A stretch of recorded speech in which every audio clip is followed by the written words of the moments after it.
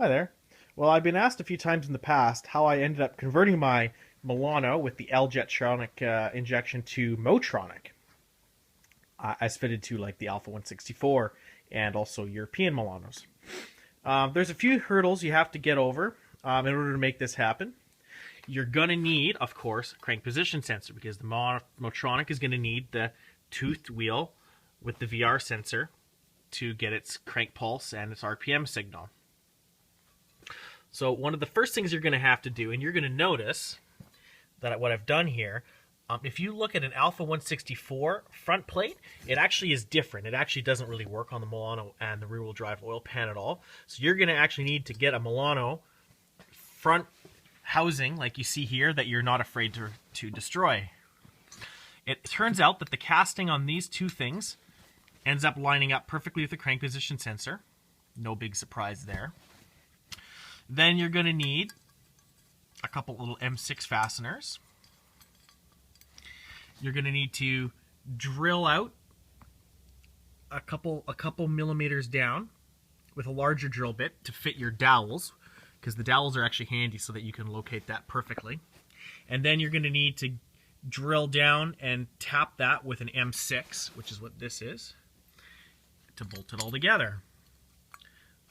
It's actually a lot easier with this off the engine. If you're going to try to do this without removing the engine, that's why I suggest you just get another one of those to do it to and then bolt it on later. Way easier.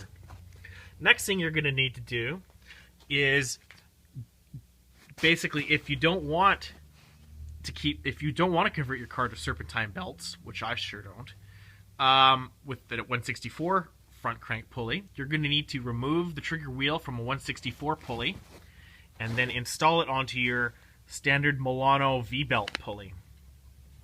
It's not amazingly easy to do this, but with the magic of a press and some heat and cooling, you can remove that trigger wheel from that pulley. As you can see, it is two pieces, and put it onto your Milano one. I ended up freezing the pulley in the freezer and heating the trigger ring as hot as I can possibly get it with torches. Had the press all set up and ready to go, and then boom, got it on there. It went on there with like a loud bang. I thought I had actually ruined the pulley, but no, it ended up going on there perfect. When you do this, you have to be extremely careful though, and I'll flip this around until I can see. You have to be extremely careful that the top dead center marking, if you can see, lines up exactly with your Milano's pulley.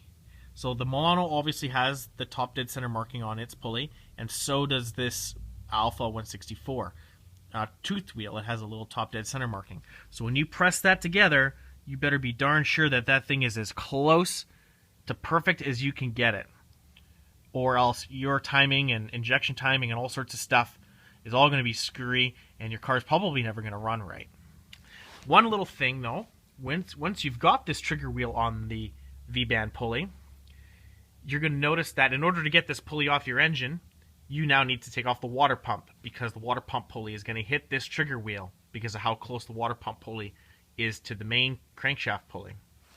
So what I've done now, as you can see, I've made my own removable water pump pulley to be used with an Alpha 164 water pump.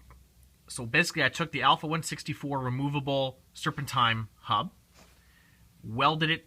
Basically I cut up a factory Milano water pump with the V-belt, cut the V-belt section off the water pump, as you can see there, and welded it to the serpentine hub from the Alpha 164. After I did that, I ground all the serpentine garbage off of it, so it at least looked a little better and not complete hack job. Doing something like that would be a lot easier if you had a lathe. I don't, however, so I had to just stick this in something that spun and hit it with the grinder until it was nice and smooth all the way around. And then I spun it up real fast with a to make sure it wasn't like out of balance or anything. So yeah, a few hurdles you're going to have to get over or overcome if you want to convert your Milano to Motronic the good way. There's other ways to do it, however, on the internet, but this is a really good clean way. You don't even notice that it's Motronic now.